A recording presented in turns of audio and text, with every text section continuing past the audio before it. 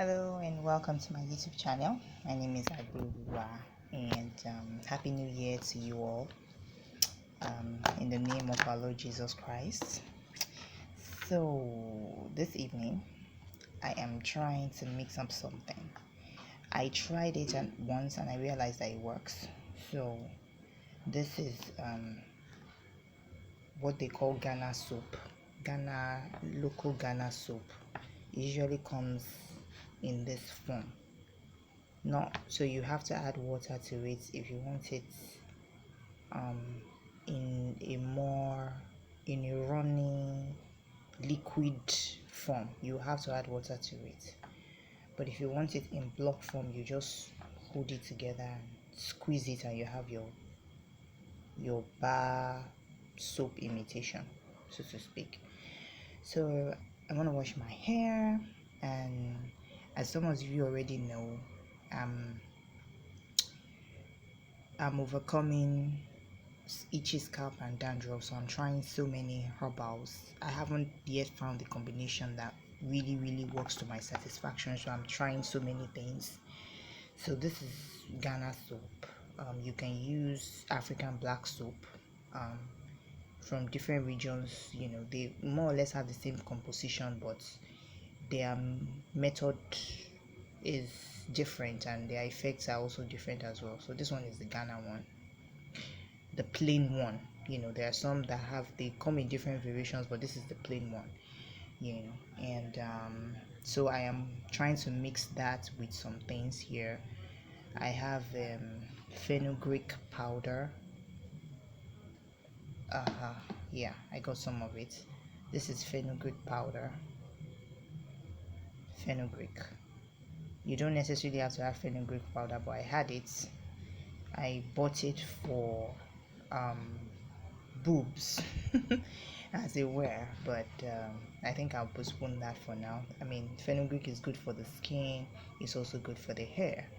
I might talk extensively about the benefits of fenugreek, but it's good for the skin, it's good for the hair. And I noticed it's a bit soapy. Like the last time I used it, I soaked it in water and then I used it to massage. It was as if I was adding gel to my hair, kind of. Yeah, so I'm adding it to the soap.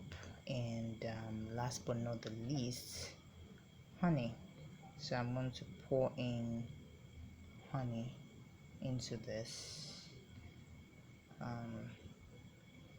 I read recently that honey clarifies the scalp, because I noticed that when I use this soap, it is very soapy, but it takes several wash for the build up in my scalp, considering with dandruff and stuff, to go away. Like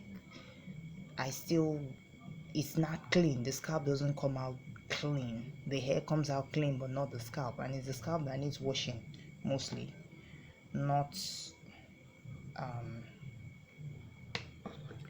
I'm gonna add water to this and rinse it out into it, and maybe add a little bit more honey. I don't know, but honey, what does honey do for the scalp or the hair? A lot of us know that it's fantastic for the hair, but it's when you add it to your shampoo. I read it somewhere that if you add it to your shampoo, it cleans your scalp well. It really cleans your scalp, and I added it to my scalp before washing, and it came out clean within minutes. Like one wash and my scalp was clean, unlike before where I had to use lots of soap before my scalp becomes clean. And by that time my hair has practically been stripped of most of its conditioning properties and all of that. So I have to condition my hair again, like it's crazy. Anyway, so what I'm going to do right now is that I'm boiling hibiscus tea as we speak. Dried hibiscus tea. That one is very good for the hair. It has keratin. I just read this evening that it has keratin that is part of the building protein blocks of the hair. and it has oil that helps in hair growth, reduces hair breakage, thickens and nourishes the hair follicles, conditions the hair. It can be used in addition to some other natural ingredients as shampoo. So it's amazing. So I'm boiling that. Actually, it's a combination my mother made for tea. So she had added ginger to it, and ginger is also very good for the hair as well. She added ginger to it, things that will make it spicy, so to speak.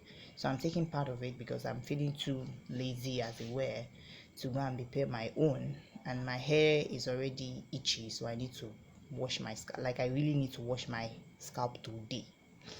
So what am I doing? So um, I'm going to boil that because if you are having itchy scalp or dandruff, you need to make sure that your water, the water for your shampoo, is warm water, so it helps wash away and disinfect the scalp faster than cold water.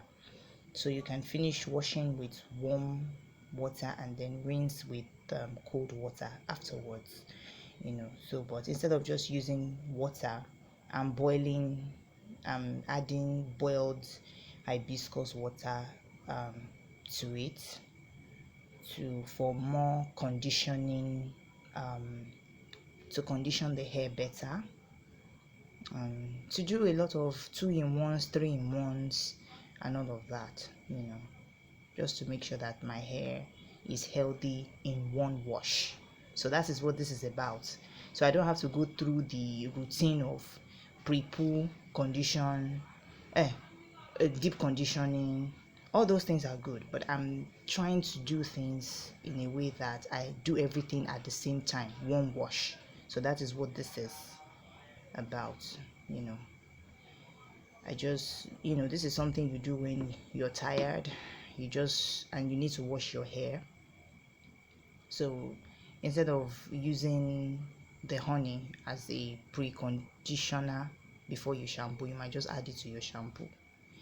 And instead of looking for hibiscus oil to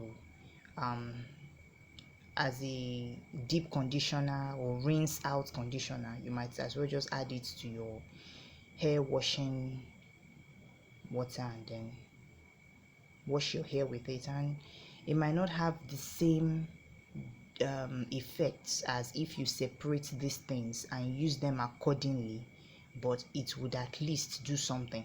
It wouldn't feel as if you didn't put anything in your hair. So all right guys, all right ladies,